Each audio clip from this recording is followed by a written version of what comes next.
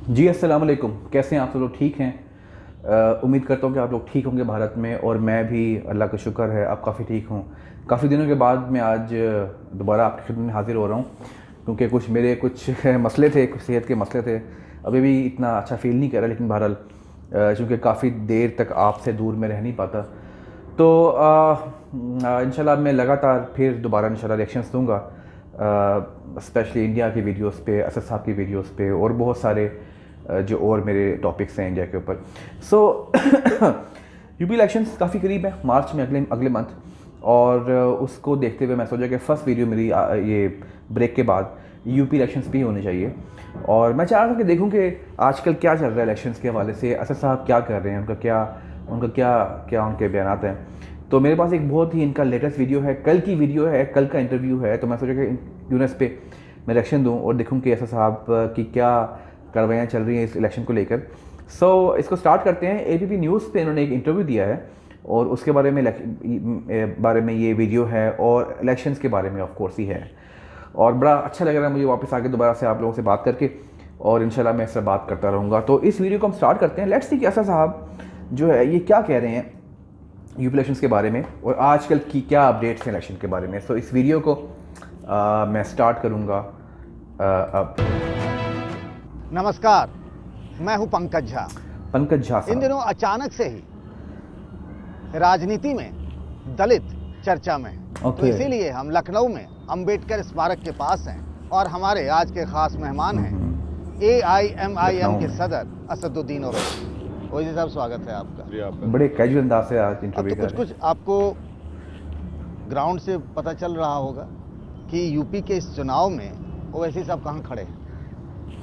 नहीं, हमारा पोजीशन अच्छा है, हमारा मौका अच्छा है।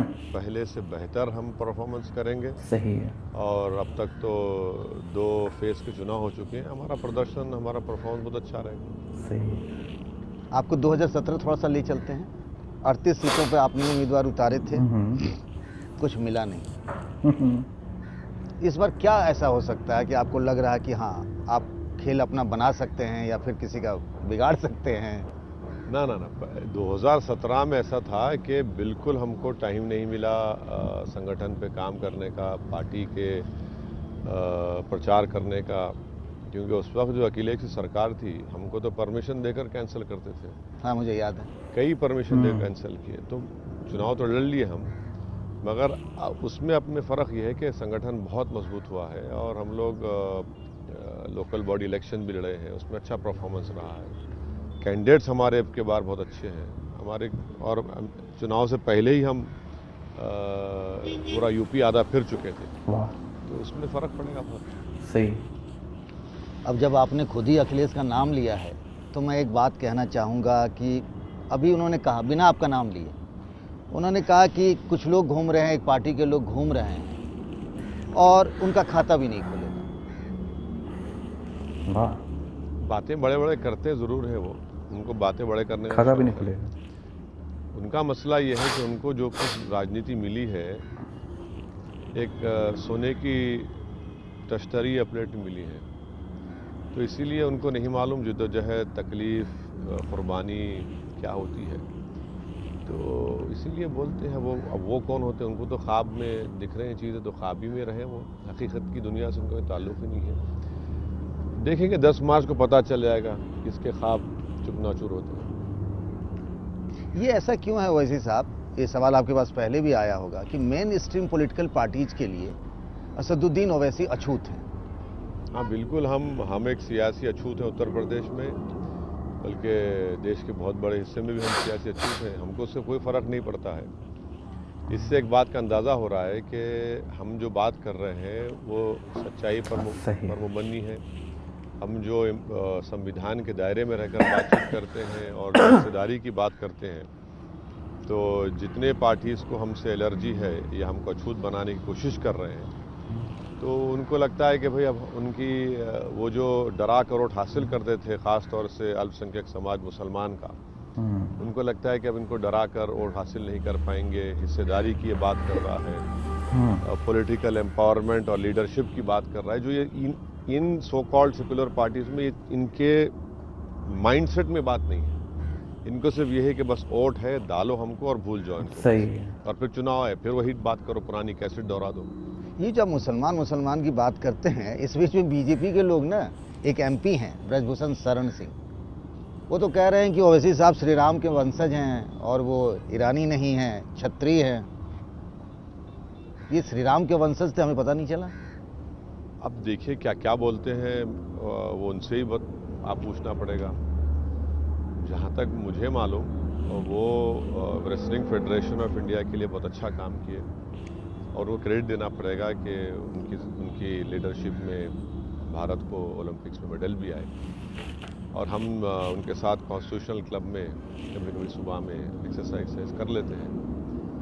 तो उन्होंने कभी इस मुलाकात में कभी उन्होंने ये बात कही है? चुनाव में ही कहते हैं? नहीं, कभी ये बात नहीं कही। क्यों कही है हमारे बारे में बात? मगर एक बात बड़ी ताज्जुब की, वो है कि ये बात करते हैं, दूसरा बीजेपी का मिनिस्टर पहुंच जाता है उन परिवार के घर में जिन लोगों ने यहाँ पर गोली चलाई। समझ में नहीं आया हमको। हमें ये भी पूछने वाला था। अब देखिए कितना पैराडॉक्स है कि एक ये बात कहते तो दूसरा मंत्री वहां पहुंच जाता है। नहीं, उन्होंने तो कहा कि सचिन और शुभम जिन लोगों ने आप पे गोलियां चलाई, जो इस मामले के आरोपी हैं, वो निर्दोष हैं, बेकसूर हैं। हाँ ठीक है देखिए बड़े आज ये तो हम कह रहे हैं मूड कि में जनता हैं, देख लाइट रही है। में। एक ये गुफ्त, एक ये बात और ये इनकी हरकत। ये ऐसा है कि इस बार जो चुनाव है, कहा जा रहा है कि बाइपोलर पॉलिटिक्स है, मुस्लिम वोटों में बंटवारा नहीं हो। अखिलेश यादव ने इस बार मुस्लिम उम्मीदवार भी कम दिए, कई बड़े चेहरों को उन्होंने नहीं उतारा। अच्छा। जैसे इमरान मसूद हो गए, कादिर राणा हो गए। अब ये भी चर्चा है कि मुख्तार अंसारी न लड़े, उनकी पीढ़ी के दूसरे लोग लड़े। और आप उसमें घुस जाते हैं तो ये लगता है कि पोलराइज हो जाएगा और फायदा बीजेपी को मिल जाएगा। अरे भाई देखिए इस पॉइंट में कोई सच्चाई नहीं है, ये सिर्फ झूठ है। 2019 में हम कहाँ लड़े उत्तर प्रदेश में? ये बात तो सही नहीं लड़े ना भाई। पूरे देश में हम सिर्फ 3 लोकसभा सीट लड़े, तब भी बीजेपी 306 के करीब जीत गई। तो कौन जिम्मेदार है इसका भाई? मुलायम सिंह यादव साहब की मैनपुरी उनका स्ट्रॉन्ग होल्ड है, वहाँ पर मेजोरिटी कम हो गई उनकी।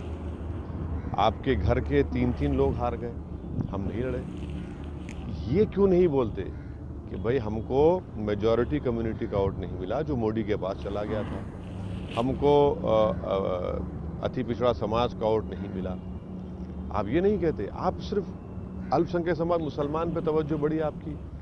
तो शुरू में जो मैं आपसे कहा कि ये मुसलमानों का पॉलिटिकल एम्पावरमेंट, उनकी हिस्सेदारी, उनकी भागीदारी, ये हरगिज नहीं चाहते, सिर्फ डराओ इनको। और अगर हम जा रहे हैं तो अच्छी चीज़ है ना, हम तो कह रहे हैं कि डर के बुनियाद पर वोट मत दीजिए। और मैं ये भी कह रहा हूँ कि सिर्फ एक समाज की जिम्मेदारी बीजेपी को हराना। क्या अखिलेश की जिम्मेदारी नहीं है? क्या बहन मायावती की नहीं है? क्या कांग्रेस के नेताओं की नहीं है? या जो जितने सेक्युलर पार्टीज की हैं? आप नहीं हराएंगे बीजेपी को। आप जब सिर्फ मुसलमान समाज के पास आते तो इस जबान से आपके ही अल्फाज निकलते, मगर जब आप दूसरे समाज के पास जाते आप ये बात क्यों नहीं कहते उनसे? आप डरा के देखिए उनको, डरा के देखिए ना, आप उनको धमकी दे के देखिए, वो बता देंगे आपको, वो नहीं डरने वाले हैं। अब यहां पर एक प्रोग्रामिंग ऐसी कर दी गई है कि भाई बीजेपी को हराना है। अरे भाई बीजेपी जिंदगी मौत का मसला है, हर चुनाव जिंदगी मौत का होता है क्या? उसके बाद फिर रोज मरते जाइए आप, कोई पूछने वाला नहीं है आपको। हमने डेटा निकाला है मुसलमानों का, स्टडी हुई पूरा। उत्तर प्रदेश में सबसे ज़्यादा बेरोजगार मुसलमान, सबसे ज़्यादा गरीब मुसलमान, सबसे कम पढ़े लिखे मुसलमान, ड्रॉप आउट हाईएस्ट मुसलमान का, ग्रेजुएशन में सबसे कम मुसलमान। ये डेटा क्या बोलता है? आपकी सरकार नहीं थी, कितने मरतबा सपा के मुख्यमंत्री बने, बसपा की बनी। आप क्यों उनको भड़काते हैं कि कभी वो मुसलमान नहीं बोलते हैं? आप भड़का ही रहे हैं ना उनको। कहाँ कभी बोला उन्होंने? अभी एक न्यूज़ एजेंसी ने उनसे पूछा हिजाब निकाब के बारे में, तो बोले सुना ही नहीं दे रहा मुझे। फिर उसने पूछा मुस्लिम वोट, बोले सुना ही नहीं दे रहा मुझे। जब आप सत्ता में आने की कोशिश कर रहे हैं और आपको मुसलमान की बात सुना ही नहीं दे रही है, सही बात, आप क्या करेंगे? अभी सत्ता में है ही नहीं तो आपका इतना अहंकार, इतना गुरूर, इतना तकब्बुर। और मैं बड़ी इज्जत के साथ जिन मुस्लिम नेताओं का आपने नाम लिया है ना, आप देखना पंकज साहब, 5 साल पीछे हो जाएंगे वो। इनको लॉलीपॉप दे दिया गया है कि एमएलसी का। अरे भाई एमएलसी यूपी में 400 एमएलसी हैं क्या? अब तो 9 अप्रैल को चला गया। राज्यसभा तो नहीं बन सकते ये लोग, क्योंकि इनमें से कोई प्रोफेसर नहीं है।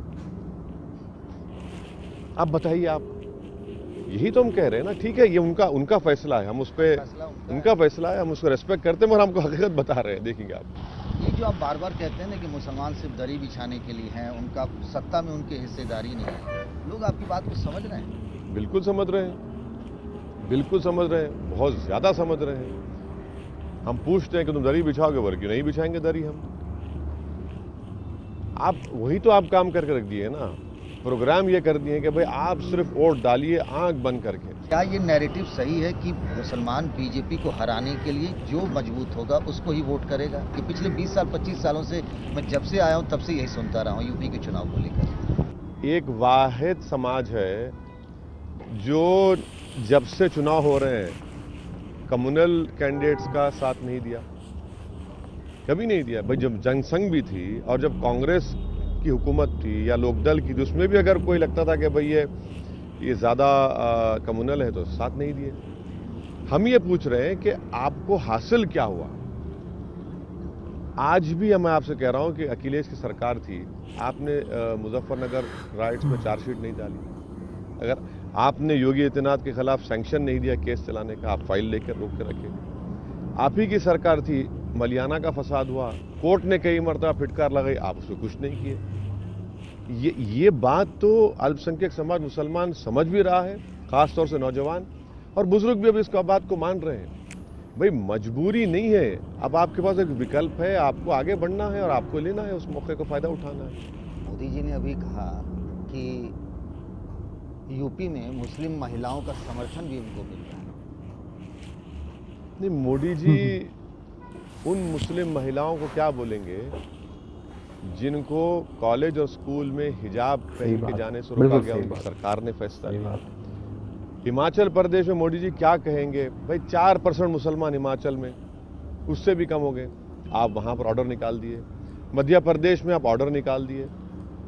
ये मोदी जी की मोहब्बत है मुस्लिम महिलाओं से, ये मोदी जी की मोहब्बत है। आप तो बोले थे ना पार्लियामेंट में कि एक हाथ में कुरान एक हाथ में कंप्यूटर, तो सर पर अगर कोई कपड़ा पहनने से आप उसको शिक्षा से महरूम कर देंगे।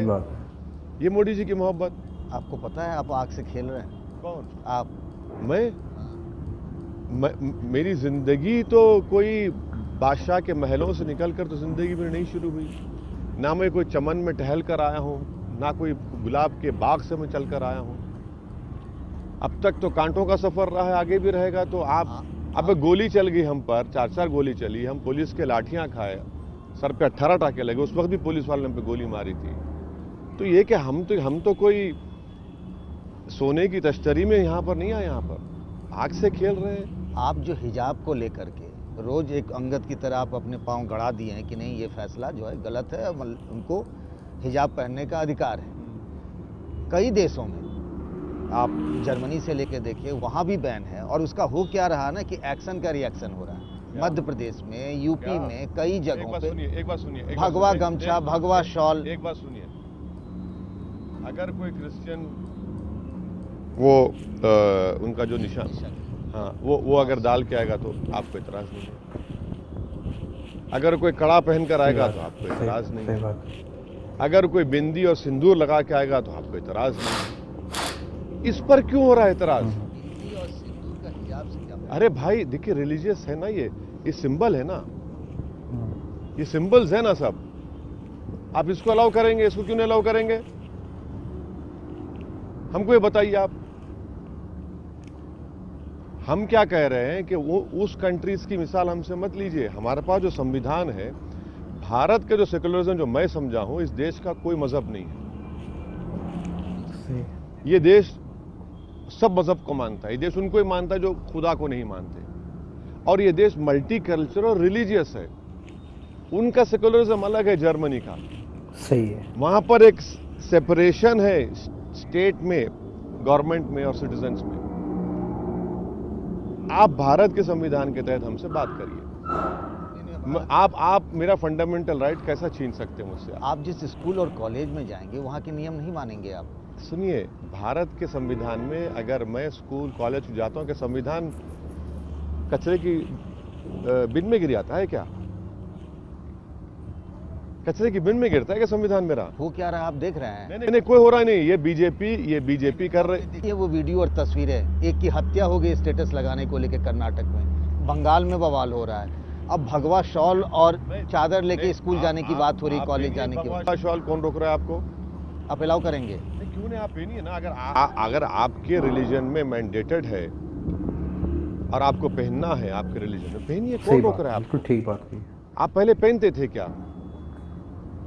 ये 6 लड़कियां पहले से पहन रही हैं और आपने उन रूल बाद में निकाला। आपने रूल बाद में निकाला। आप बताइए, मेरा फंडामेंटल आप छीन लेंगे, मेरी आइडेंटिटी छीन लेंगे आप। स्कूल की बात नहीं मानेंगे, उसके यूनिफॉर्म कोड को नहीं मानेंगे। यूनिफॉर्म जाइए ना, गेट तक जाइए, पहन के जाइए, अंदर मत जाइए कैंपस में। यूनिफॉर्म के कलर का ही अगर हिजाब पहना जाए तो आपको तकलीफ क्या है बताइए? अच्छा, मेरे बाल देखने की हर एक को इतनी क्यों हो रही है? पेट में दर्द क्यों उतना तड़प पूरी दुनिया में मेरे बच्चों के बाल? सही बात, सही कह रहे हैं। आखिर क्या है उन बालों को देखने से आपको?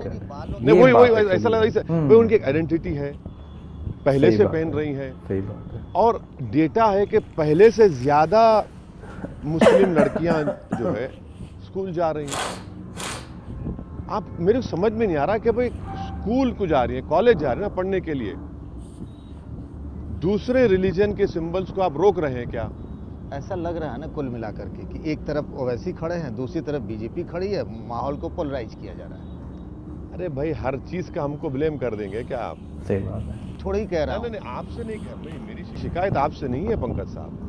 जो ये कह रहे हैं उनसे हम कह रहे हैं, कभी अपने गिरेबान में तो झांक कर देखो, बहुत गंदगी नजर आएगी। ठीक है, हमको ही देखकर आपको सब बुरा नजर आता है, ठीक है, हमको इतराज नहीं है। हम संविधान की बात कर रहे हैं, आप संविधान की बात करिए ना, बताइए। इस संविधान से चलेगा कि शरीयत से चलेगा, योगी पूछते हैं। यही तो समझ नहीं पा रहे हैं बाबा। कपड़े क्या पहने बाबा? उनको इजाजत है ना, वो कपड़े पहनकर भी मुख्यमंत्री बने हैं, प्रदेश चलाया है, मगर किस पे उन्होंने कसम खाई है? संविधान पे खाई है ना। और उसी संविधान में फ्रीडम ऑफ रिलीजन है, उसी संविधान की किताब जो है कॉन्स्टिट्यूशन है, जो कहता है कि गीता को भी कोई मान सकता है, आप कुरान को भी मान सकता है, बाइबल को भी मान सकता है, गुरु ग्रंथ साहब को भी मान सकता है, कि किसी को भी मत मानो। ये संविधान की खूबसूरती है, ये समझ नहीं पाए बाबा अभी तक। कह रहे हैं गजवाए हिंद वाला सपना पूरा नहीं। अच्छा, उनसे पूछ लीजिए कभी उठा के गजवा हिंद का मतलब क्या है, और उसका सोर्स दे दीजिए, बोलिए। आप ही समझा दीजिए। अरे हम नहीं समझा पाएंगे उनको। क्यों? अरे उनको आप जैसे लोग नहीं समझा, हम हमारी बात समझा पाएंगे। आपकी बात समझते हैं ना। शुरुआत में उन्होंने कहा था कि बहुत बड़े नेता हैं, राष्ट्रीय नेता हैं, उनका स्वागत करते हैं। ठीक है, अब वो उनका जनाधार है ना, ठीक है, मगर तो आपके जनाधार को मानते भी नहीं है कम से कम। देखिए, मानेंगे इंशाल्लाह, मानेंगे, अल्लाह दिखा देगा उत्तर प्रदेश में, देखना मानेंगे।